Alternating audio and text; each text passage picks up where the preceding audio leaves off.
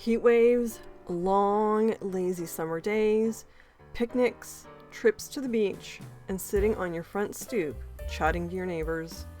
The 1930s saw the Great Depression, hardships, and many people having to be resourceful to make it from day to day. However, they were still able to find time to enjoy summer.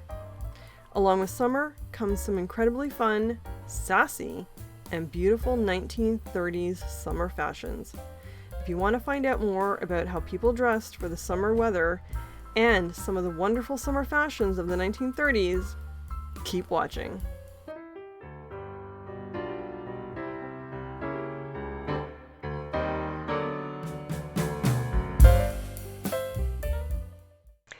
Hello and welcome to Killer Kitsch Lizzie, my weird little world where I like to knit and sew and do other crafty things.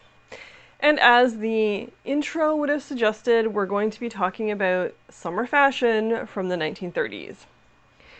So during the 1930s, especially when it was incredibly hot out, people would escape to the movie theaters to help cool down. It was not super expensive, and it was also an escape from the reality of the Great Depression.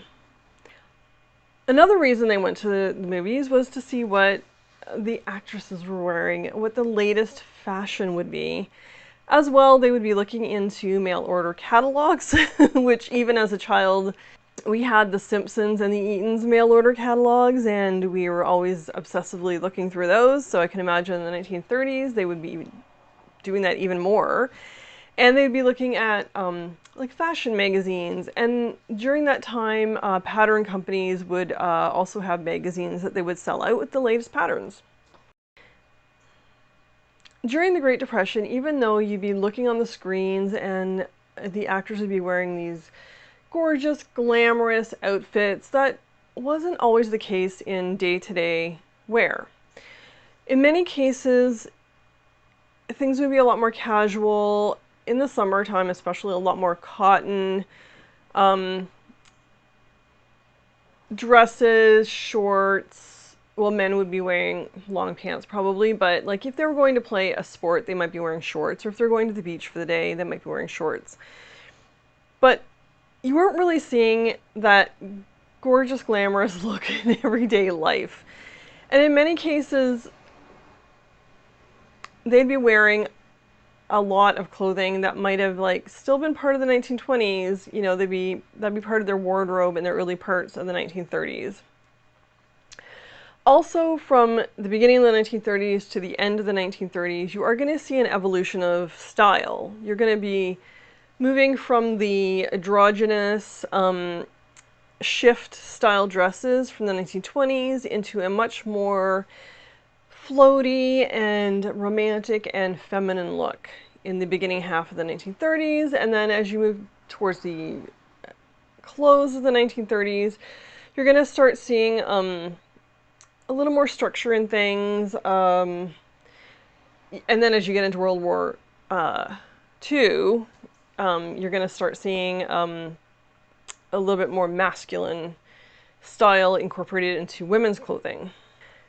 So during this time, as I had mentioned, women probably didn't have the luxury of going to a department store to buy, you know, what was being offered, and instead they would be either drafting their own patterns at home using a system such as Haslam system of dress cutting, or they might just be recopying outfits that they've worn out, or, you know, a friend has a dress they like, they might copy that dress. They'll be reusing clothing that they don't wear anymore in order to reuse it to make clothing for their children, things like that, right? And fabric was not accessible to everybody as well. I talk about that in the flour sack dress video. So flour sack dresses were definitely a part of the fashions of the 1930s. And just going back to the draft at home, this is a skill that was either, you know, handed down, like, you know, mother taught daughter, etc., or they would teach themselves how to pattern draft, or again, using a drafting system. I think drafting systems tended to be a lot less expensive than buying an actual pattern, because at that time you could buy a pattern, an actual pattern. However, then patterns weren't multi-sized like they are now. You had to buy an individual pattern for each individual size you were making. So recreating their own clothing using drafted home systems probably was a little bit more financially feasible for them. As well, if you want to learn how to do any of this yourself, there are quite a few very talented women and men on YouTube, as well as over on Patreon, who teach you how to draft your own blocks, draft your own patterns. And as a matter of fact, in August, I'm going to be revamping my Patreon and going back to a paid monthly subscriber system. And I am going to be teaching a lot of those skills over on my Patreon starting in August. Now, it might be the Great Depression and resources might be limited, as well as fabric and the ability to go and buy clothing, but that didn't mean that they were not going to stop enjoying summer. And not to worry, I will also be showing you some men's fashions. I'm not just going to stick to women's fashions. I'm not going to have any children's stuff in here. It'll be just women's and men's. There are quite a few YouTubers out there that actually focus more on the children's side of vintage clothing, so go check those out, because they're pretty amazing. As I mentioned, women were not just looking to the movie screen to figure out what they wanted to have in their wardrobe or how they were going to style their clothes. They were looking to magazines, of course, and mail order catalogs. And the thing with mail order catalogs is it's not just for clothing, especially then. I have 2 mail order catalog reproduction ones that are from my great-grandfather. And even, you know, when I was a kid, mail order catalogs still had, maybe not quite as much, but had a lot of other items in the catalog. So it wouldn't just be clothing. It would be like, you could buy fabric, you could buy notions, you could buy household goods, you could buy furniture, you could buy things for your horses, you could buy, like, you know, harnesses and whatnot. In the early 1900s, you could buy farm equipment, like smaller farm equipment. You name it, jewelry, hair accessories, hats, like the list goes on. And even before mail order catalogs went out of style here because of the internet, you know, when we were kids, like there was also kitchen stuff, appliances, like furniture that you could buy mail order. So they were looking at those as well, because mail order catalogs, they could have picked them up at the general store, or they might have been mailed to them. And it would have been a way for them to, you know, spend an evening on their couch, flipping through and be, you know, fantasizing about what they're seeing, and like realizing that, you know, if they ordered X amount of fabric, they could make that dress, and they would draft it themselves. And as I mentioned, they would repurpose things too, like an old bed sheet. A lot of people do this now. When they're making toiles, they're using old bed sheets or things like that, right? So they could have taken Dad's old shirt and, you know, made a blouse for themselves. You know, maybe his elbows had worn out or something. They could make a pretty summer blouse from that, like a short sleeve blouse, or they could make a children's something, right? They could like take Dad's pants that had the knees had worn out and turn those into shorts, summer shorts for him. Or for the children, or, you know, make curtains or something. Like, they would repurpose everything, right? So just going back to when I mentioned how fashion evolves throughout the decades, I just wanted to touch a little bit about other changes that were happening, not just style, like it is in relation to style, of course, but you're now starting to see more flesh. And on women especially. So bathing suits are a huge example of this. So if you look at women's bathing suits from the beginning of when they were wearing bathing suits, first it would be a very long gown that still covered their arms and legs. Then we would move in up a few centuries and women were wearing, now arms and legs were still being covered at this point, but it was like wool stockings, but with bloomers on top, like a bloomer style bottom, and a tank style top, but arms were still getting covered. And then the wool leggings would go away, the arms were not covered anymore. It'd be more like a tank at the top and bloomers on the bottom still.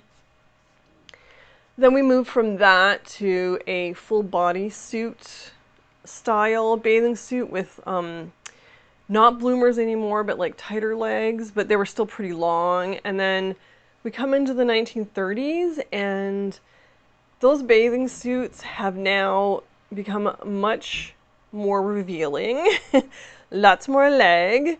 And as we progress through the 1930s, bathing suits actually become, in some cases, two pieces. Now, if you wanted a little bit more cover up, and there's an example of this, I'm going to show a clip.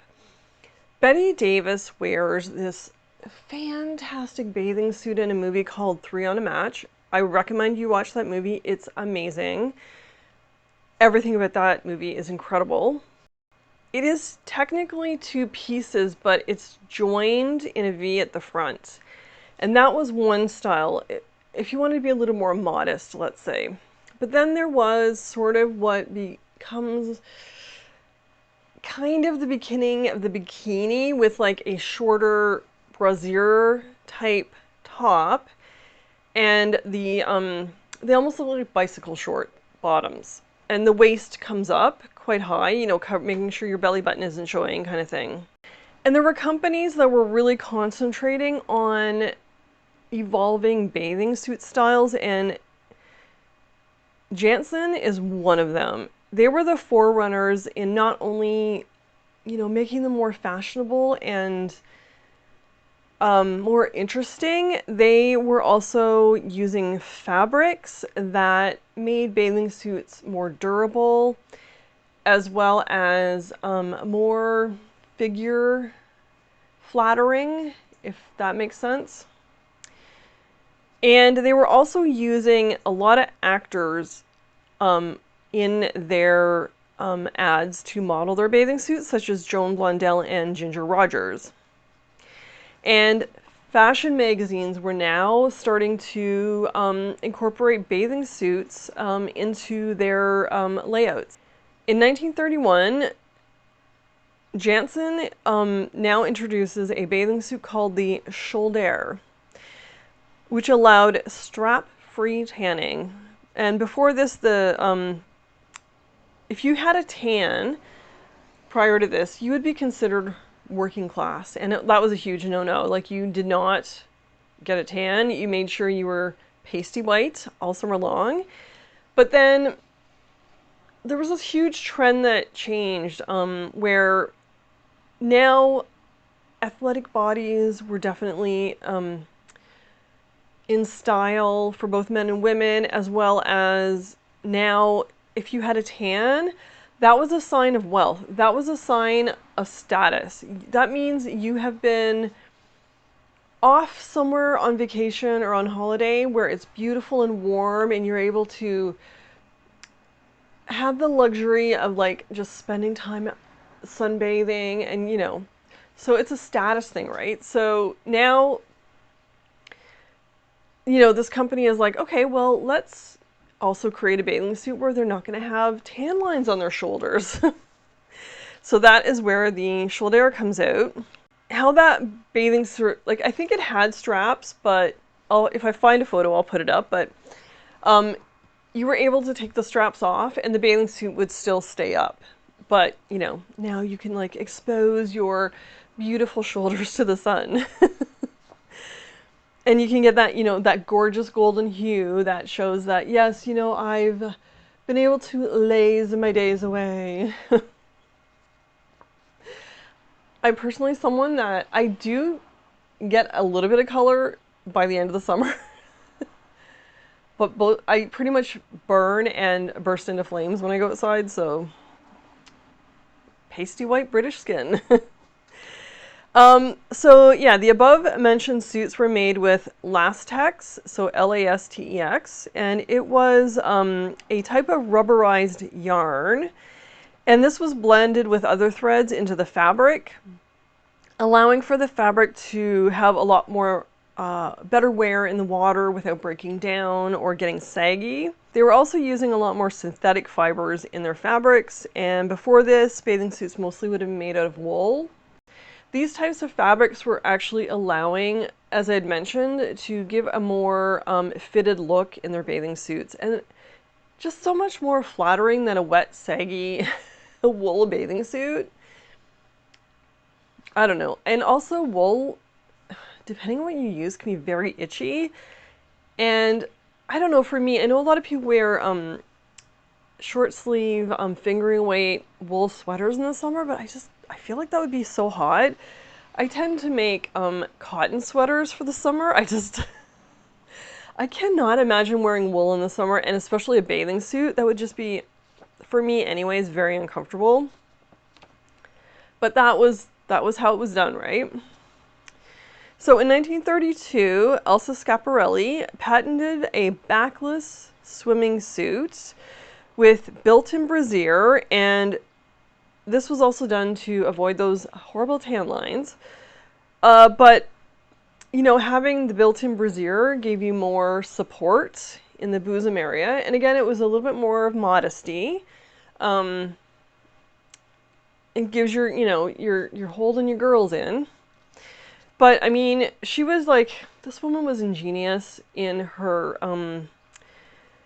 innovation in fashion. And I would have loved to have one of her bathing suits. And after a day of bathing in the sun and frolicking on the beach, you would likely want to go out to dinner afterwards. And of course, wearing your bathing suit to dinner or even to lunch was a huge no-no. But, maybe you needed a quick change, right? Maybe you didn't have time to go home and change. You just had the bathing huts on the beach. That was your only opportunity to change your clothing, and you might bring a change of clothing, but sometimes changing into something while you're wet is not fun. While your skin is still damp is not fun, even after you've toweled off, right? So this is where we start to see a lot more cover-ups and wrap style dresses to throw over top of your bathing suit, and play suits. And in some cases, the bathing suit is actually part of the whole play suit set. And I think that's just ingenious. You go to the beach, you've got your play set on, you take off parts of it, you've already got your bathing suit, go lay in the sun, jump in the water, swim, come back, you're going out to lunch with friends, or you're going to go to dinner, throw on that play suit, and you are ready to go. Also with a cute pair of espadrilles, oh, perfection. Another thing that was a huge rage during the 1930s was beach pajamas. And I actually have a pattern, which I started a long time ago. As a matter of fact, I need to add this to my toile pattern pile, is beach pajamas. And what I have is a two-piece set. Now, beach pajamas either came in two pieces, or they might come in like a full one-piece set, which personally for me would be inconvenient going to the bathroom, but c'est la vie. Yeah, and they would be made with light floaty fabrics, cottons, and again, maybe throwing that on over top your bathing suit to go for dinner or like a late evening stroll on the beach. Again, is just perfection, right?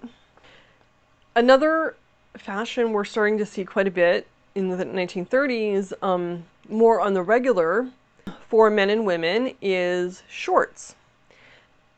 And I know, prior to this, men might be already wearing shorts to play tennis or go boating or summer things in the 1920s, but it's becoming a lot more of a standard part of the summer uniform, so to speak. But women definitely are now wearing shorts even more. And in the case of women's styles for shorts, they're either a Bermuda style short or something that has a more nautical theme to it. And also during that time, another sort of status was, oh yes, I'm going out on the boat today. So if you're wearing your navy nautical style shorts with the buttons up the front and a cute striped boat neck, or nautical looking top, like with a sailor's collar, oh well, she's just been out sailing today.